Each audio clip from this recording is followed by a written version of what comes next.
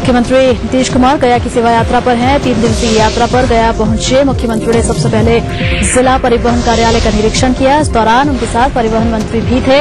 इसके बाद नीतीश ने पर्यटन विभाग के द्वारा निर्मित विष्णु विहार होटल का भी उद्घाटन किया। सीएम अनुमंडल कार्यालय का भी उद्घाटन करेंगे। साथ ही राज्य उच्च विद्यालय में आम सभा को संबोधित करने का भी उनका कार्यक्रम है। गया में मुख्यमंत्री की सेवा यात्रा का विरोध भी हुआ। राष्ट्रीय लोक समता पार्टी ने समाहरणालय के सामने प्रदर्शन किया। इस दौरान मुख्यमंत्री क्षेत्रीय परिवहन प्राधिकार कार्यालय का निरीक्षण कर रहे थे। वहां पर पुलिस ने कई प्रदर्शनकारियों को हिरासत में ले लिया। कार्यकर्ताओं की माने तो गया सहित राज्य में भीषण जल संकट है और दूसरी तरफ मुख्यमंत्री सेवा यात्रा में पैसे बर्बाद कर रहे हैं।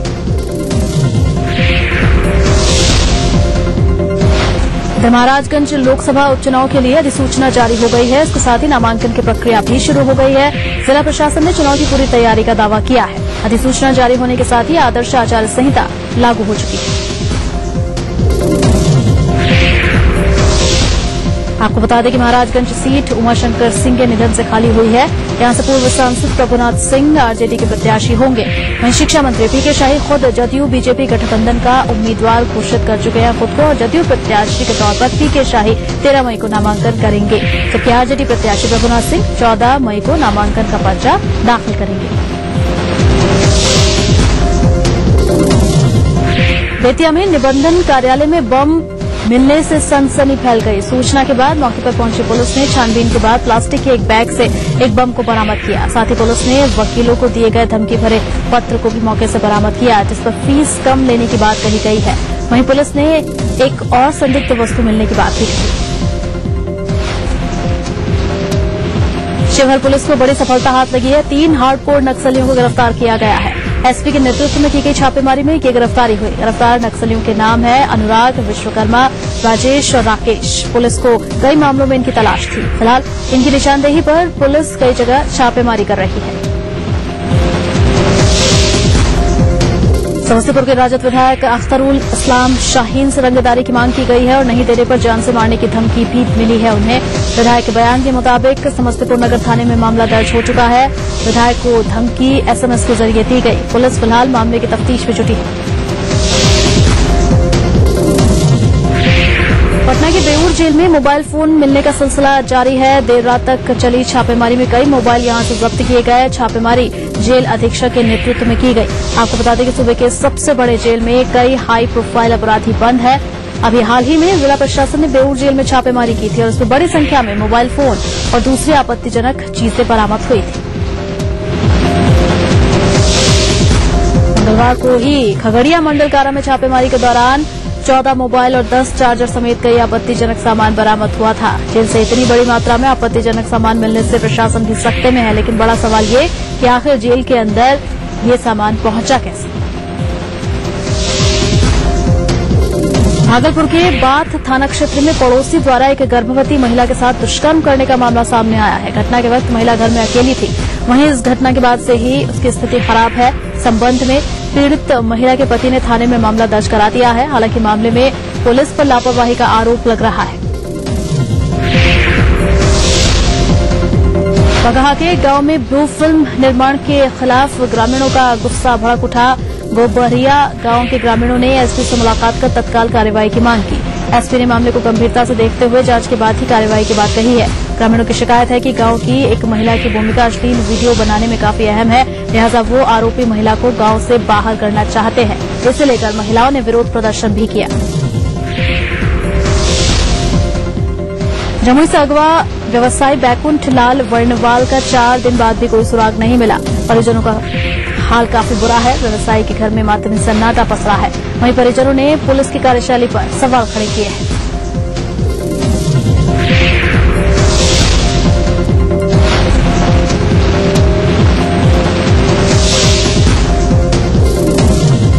मधेपुरा में जमीन अधिग्रहण का मामला सवालों के घेरे में है। दरअसल जिले के चकला गांव में रेलवे ने ग्रीनफील्ड विद्युत रेल इंजन कारखाने के लिए 1100 एकड़ जमीन का अधिग्रहण किया है, लेकिन प्रशासन की लापरवाही और लेट लतीफी के चलते 300 एकड़ जमीन अधिग्रहण का काम अभी भी पूरा नहीं हुआ है। वहीं किसानों का आरोप है कि जमीन के मुआवजे के लिए उनसे घूस की मांग की जाती है। इस संबंध में जब ईटीवी ने सीओ से बात करने की कोशिश की तो वो कैमरे से बचते हुए नजर आए।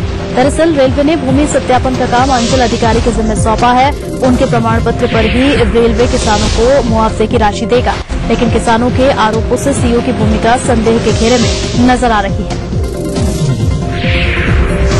रोहतास के पुलिसकर्मी भी गांजा तस्करी में लगे हैं। जिले के संझौली थाने के मुंशी और थाने के रसोईया को गांजा तस्करी के आरोप में गिरफ्तार किया गया।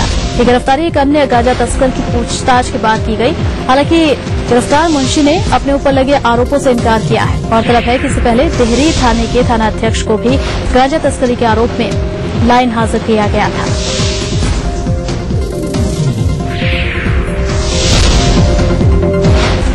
एक और छोटे से ब्रेक के लिए लौटते हैं।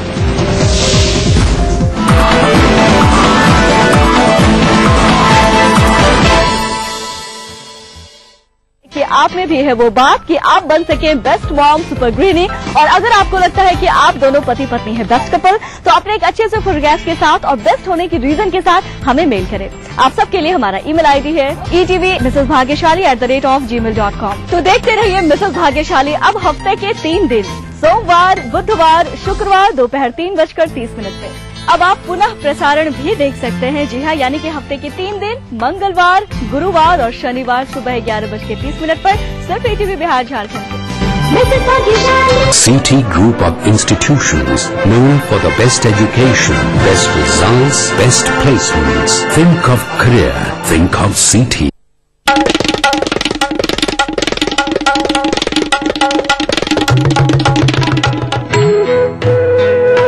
अम्मा जी, मैं चली स्कूल पढ़ने। स्कूल? और शादी के वक्त तो तूने कहा था कि तू पढ़ी लिखी है। अरे अम्मा जी, फार्म स्कूल जा रही हूँ खेती की नई नई बातें सीखने। आप भी चलो ना।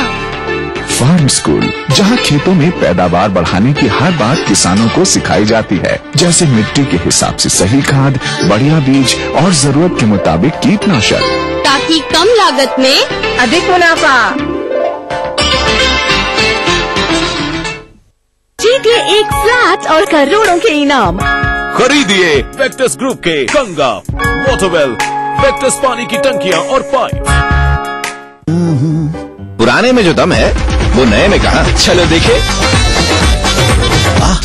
बिना कटे जिलेट गार्ड महंगा होगा। नहीं पापा, ये दे 1 रुपए में 1 शेर। PNG।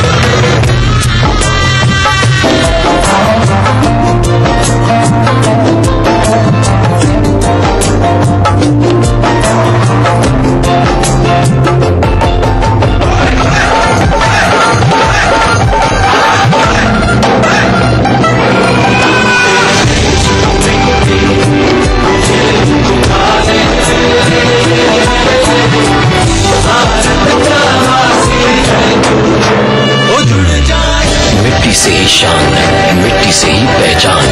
तो बनिए हिस्सा नेशनल पॉपुलेशन रजिस्टर का।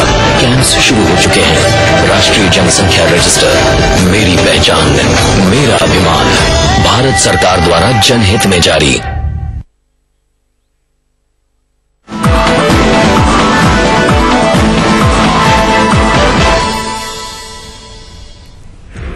में आपका स्वागत है और झारखंड की खबरों को फटाफट अंदाज में देखें। उससे पहले एक बड़ी खबर खूंटी से आ रही है, जहां एक भाजपा कार्यकर्ता की गोली मारकर हत्या कर दी गई है। बताया जा रहा है कि बाइक सवार अपराधियों ने इस घटनाक्रम को अंजाम दिया है और भाजपा कार्यकर्ता की गोली मारकर हत्या कर दी है खूंटी में।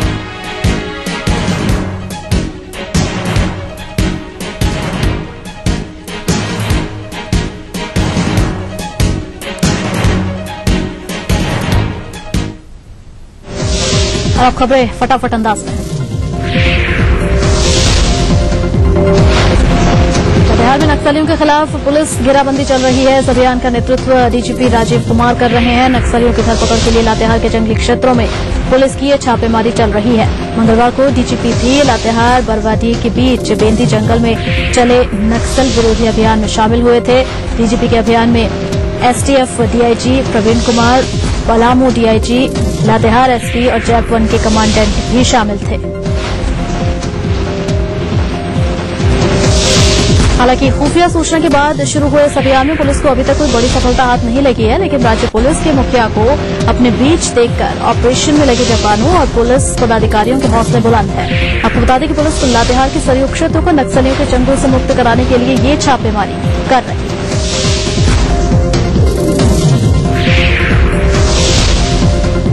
धनबाद में एक पति पर अपनी पत्नी को जान से मारने का आरोप लगा है। घटना गोविंदपुर थाना क्षेत्र के सब्बलपुर की है।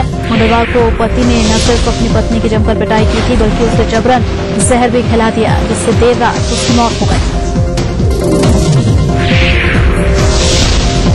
आपको बता दें कि मृतक महिला का बेटा एक दिन पहले ही अपने पिता के खिलाफ गोविंदपुर थाने में शिकायत देकर पहुंचा था, जहां पुलिस ने पारिवारिक विवाद समझकर मामले में कोई दिलचस्पी नहीं ली। इधर महिला की हत्या के बाद ग्रामीणों ने प्रदर्शन किया। पुलिस ने मौके से जहर की खाली शीशी बरामद की। शिमला में एक महिला के साथ शादी का झांसा देकर यौन शोषण का मामला सामने आया है। महिला सदर थाना क्षेत्र की रहने वाली है। महिला की माने तो आरोपी 1 साल से शादी का झांसा देकर उसका यौन शोषण कर रहा था और अब शादी से इनकार कर रहा है। पीड़ित महिला ने कोर्ट में न्याय के लिए गुहार लगाई।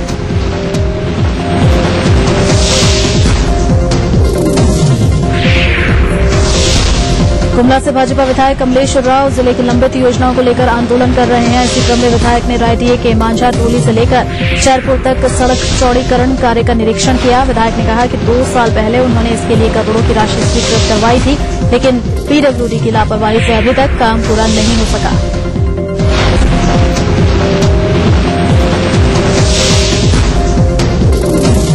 चलिए इस बुलेटिन में फिलहाल के लिए सिर्फ इतना ही। मुझे दीजिए इजाजत। चलते चलते देखिए तो अच्छी नजर। नमस्कार।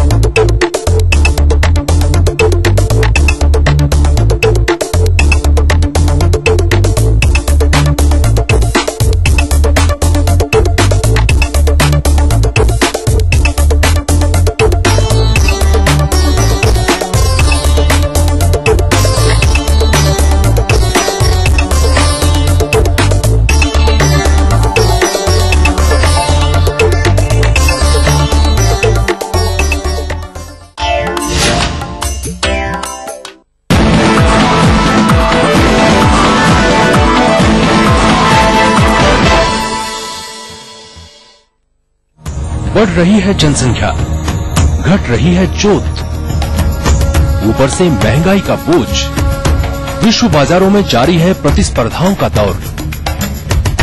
कृषि उत्पादन और आमदनी बढ़ाने की होड़। हम बताते हैं आपको कैसे करें कम लागत में अधिक उत्पादन। उन्नत बीज, नई तकनीक और विविधीकरण से बनाए संपूर्ण, समृद्ध और खुशहाल भारत। अन्नदाता देखिए हर रोज सुबह 6:30 बजे। तमाम रोशनी के बीच जिसने पल के नहीं झपका, जो लगातार चला रेड कारपेट पर बिना विश्वास डगमगाए, जिसकी शोहरत ने छुआ बुलंदियों को पूरे हफ्ते। मैं पराग छापे कर उस कार को लाऊंगा आप तक। दिल से हर रविवार दोपहर 3:30 बजे।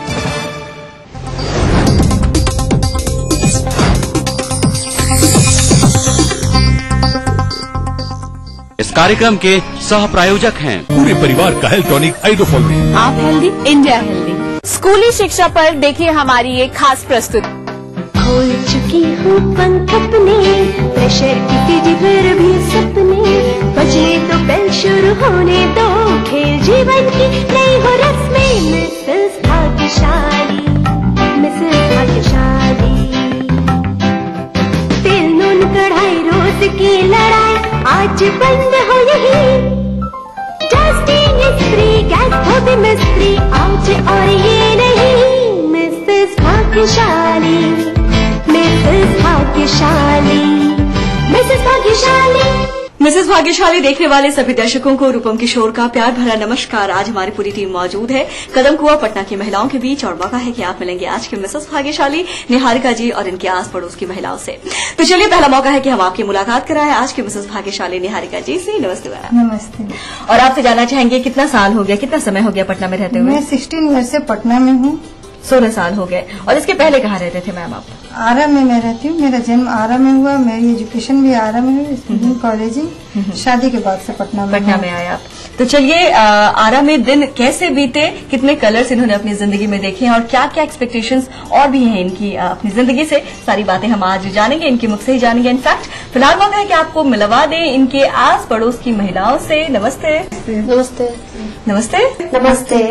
तो आप सबसे ही जानना चाहेंगे, हम बड़ी कोशिश कर रहे हैं कि समाज बदल जाए, खासकर स्त्रियों के लिए, महिलाओं के लिए समाज बदल जाए, कंफर्टेबल हो जाए।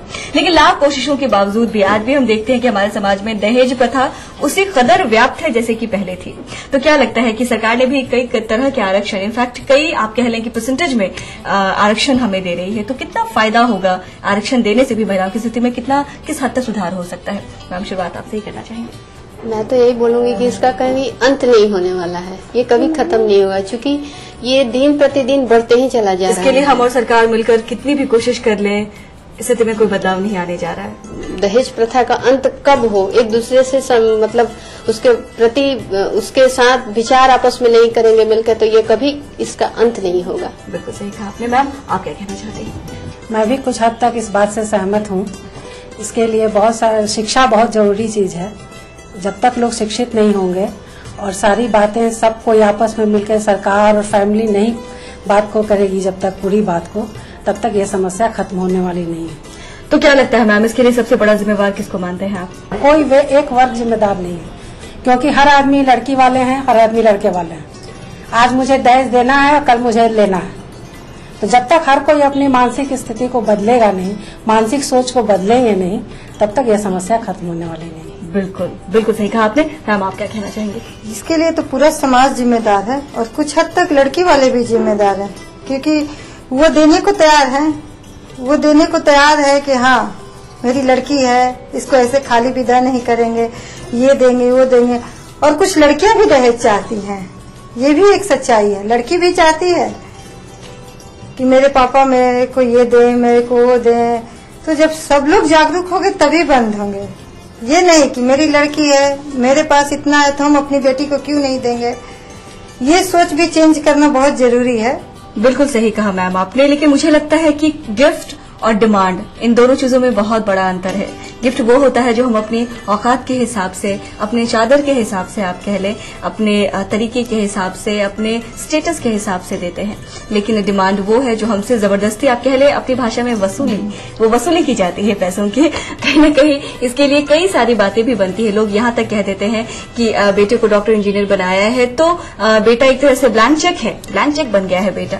तो ये जो सारी मानसिकता उपजती जा रही है, और जहां तक शिक्षा की भी बात आई थी, तो शिक्षित समाज में ही ये सारी चीजें हो रही हैं। कई अधिक से अधिक शिक्षित लोग जितने भी हैं, कई ऐसी फैमिली हैं, किसी का नाम यहाँ पे मेंशन नहीं किया जाएगा, लेकिन कई ऐसी फैमिली हैं जिनके यहाँ आज भी बिना दहेज लिए या बिना दहेज दिए कोई भी शादी संपन्न नहीं हुई है। तो बहुत जरूरी है कि लोग शिक्षित हो, सारी चीजें हो, लेकिन आपस की समझदारी कैसी है, हम किस हद तक मन से चाहते हैं कि लड़कियों का जो ये स्थिति है समाज में वो बदले, ये मैटर करता है। तो मैम आप क्या कहना चाहेंगी, क्या ऐसा किया जाए कि सचमुच दहेज प्रथा बंद हो जाए, क्या सोचते हैं? मैं ये सोचती हूँ कि जब तक लड़का लड़की आपस में खुद ये सोचने पे मतलब मजबूर नहीं होंगे या तय नहीं करेंगे कि हमको अपनी शादी कैसे करनी है, हमको अपनी शादी में जब तक लड़का ये सोचता है कि मुझे अपनी शादी में कुछ भी नहीं लेना है, अपने माँ बाप को जब तक वो फोर्स नहीं करेगा तब तक ये दहेज प्रथा बंद नहीं हो सकती है। यानी सारी बातें अब लड़कों के ही हाथ में है। मैम आप क्या कहना चाहेंगे? मैं ये सोचती हूँ जब तक शादी में जो तड़क भड़क दिखावा होता है ये सब बंद नहीं होगा और लड़की वाले दहेज देना बंद नहीं करेंगे, इसके लिए स्टिक नहीं होंगे, तब तक ये बंद नहीं हो सकता है। दोनों तरफ लड़का को भी और लड़की को भी, दोनों को स्टिक होना चाहिए और उनके पेरेंट्स को भी, समाज को भी। बिल्कुल सही कहा आपने, और मेरा भी यही कहना है कि हमारे समाज के जितने बड़े बुजुर्ग हैं, जितने भी रिस्पेक्टेड लोग हैं, माननीय लोग हैं, उनको अपना समाज जैसा बनाना था उन्होंने बना लिया है। अब बारी है नए जनरेशंस की, और नया जनरेशन चाहे तो बहुत कुछ सुधार ला सकता है, एक नए युग की शुरुआत कर सकता है। किसी भी मायने में बहुत पावर होती है यूथ में। तो अगर आज की यूथ चाहे कि उन्हें अपना समाज कैसा बनाना है, किस तरीके का बनाना है, वो चाहे तो बना सकती है। तो बहुत जरूरी है कि यंगस्टर्स अब इसके बारे में कुछ सोचे। फिलहाल बता दें मिसेस भाग्यशाली में अब वक्त है कि खेला जाए आप सबके साथ गेम। तो गेम में तैयार है आप सभी? बता दें आप सबको बारी बारी से मटर और राजमा मिक्स एक प्लेट में मिलेगा और एक खाली प्लेट मिलेगा। आप सबको बारी बारी से मटर में से राजमा को चुनकर खाली प्लेट पे अलग करना है। तो हम बता दें इस काम को आप सभी महिलाओं में से जिस महिला ने सबसे कम समय में करके दिखाया वो होंगी इस गेम की विजेता, जिनका समय होगा उनसे थोड़ा देर वो होंगे इस गेम के उप विजेता। तो तैयार है आप सभी गेम के लिए? हाँ बिल्कुल तैयार है? जी हाँ तैयार। आपके लिए समय शुरू होता है अब। जितनी जल्दी से जल्दी आप कर सकती हैं, कोई टाइम लिमिटेशन नहीं है। जल्दी से जल्दी एक भी धरना हो गया और यह घड़ी बंद। आपके लिए पूरे 34 सेकेंड बारी है मैम अब आपकी। तो तैयार है आप? जी हाँ। आपके लिए समय शुरू होता है अब।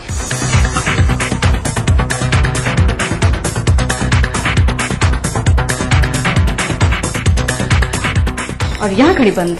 आपने लिए पूरे 33 सेकेंड बारी है मैम अब आपकी। तो तैयार है आप? हाँ। आपके लिए समय शुरू होता है अब। कितनी जल्दी आप कर सकते हैं यही देखना है, जितनी जल्दी से जल्दी कर पाए आप, जो भी आपकी कैपेसिटी हो। तो चलिए यहाँ घड़ी बंद। आपने लिए पूरे 27 सेकेंड और आखिर में बारी है आपकी। तो तैयार है आप? बिल्कुल जी। आपके लिए समय शुरू होता है अब। जल्दी से जल्दी, जितनी जल्दी आप कर सकते हैं। और यहाँ घड़ी बंद। आपने लिए पूरे 23 सेकेंड। आप सबके लिए जोरदार तालियां। बहुत बढ़िया। तो सबके खेलने के बाद डिक्लेयर है कि गेम की विजेता है 23 सेकंड के साथ मैम आप। आपका नाम जानना चाहेंगे? मेरा नाम प्रीति। प्रीति जी। और उप विजेता के स्थान पे है 27 सेकंड के साथ मैम आप। आपका नाम जानना चाहेंगे? ज्योत्सना। ज्योत्सना। तो चलिए इन दोनों के लिए मंगवा लेते हैं ईटीवी बिहार झारखंड की ओर से आकर्षक उपहार। बहुत बहुत मुबारक होगा भी बढ़िया। तो इस गेम की उप विजेता ज्योत्सना जी को मिलता है ईटीवी बिहार झारखंड की ओर से यह आकर्षक उपहार। निहारिका जी चाहेंगे आपके हाथों से मिले। और बारी इस गेम की विजेता यानी प्रीति जी की, इनको भी मिलता है ईटीवी बिहार झारखंड की ओर से यह आकर्षक उपहार। निहारिका जी बहुत बहुत मुबारक। तो बता दें कि अगर आप भी अपने मोहल्ले की महिलाओं के साथ, अपने दोस्तों के साथ, अपने सगे संबंधियों के साथ करना चाहते हैं, खूब सारी मस्ती करना चाहते हैं मिसेस भाग्यशाली, तो देर ना करें, जल्दी से करें हमें एसएमएस करने के लिए टाइप कीजिए MBG स्पेस अपना नाम स्पेस अपना पूरा पता और उसे भेज दें 56265 पे। आप हमें फोन के द्वारा भी संपर्क कर सकती हैं। हमारा नंबर है 9934260220। आप हमें मेल भी कर सकती हैं। आप सबके लिए हमारा ईमेल आईडी है etvbhagyashali@gmail.com। अब आप हमें फेसबुक पे भी ज्वाइन कर सकती हैं। तो बहुत सारी अपॉर्चुनिटी है आपके पास। किसी भी तरह से हमसे जुड़े, हमसे मिले, हमारे साथ बने रहें, यही हमारी आशा है, यही हमारी इच्छा है आपसे। फिलहाल बता दें मिसेस भाग्यशाली में वक्त है कि हम एक छोटा सा ब्रेक कहीं ना जाए, तुरंत हाजिर होंगे इस छोटे से ब्रेक के बाद। NSIT offering full-time 4 years BTech and 3 years diploma courses. Application available at website or college campus. Beta Patna, Bihar. World famous foamy mobile खरीदने का सुनहरा मौका केवल 699 रुपए में। Latest 32 Bollywood hot movie. Foamy mobile for me. Good morning sir. क्या सोचा तुम? अब इग्नोर नहीं करेंगे। नया खून है खोलेगा, इंडिया ग्रो करेगा, अब इंडिया ग्रो करेगा।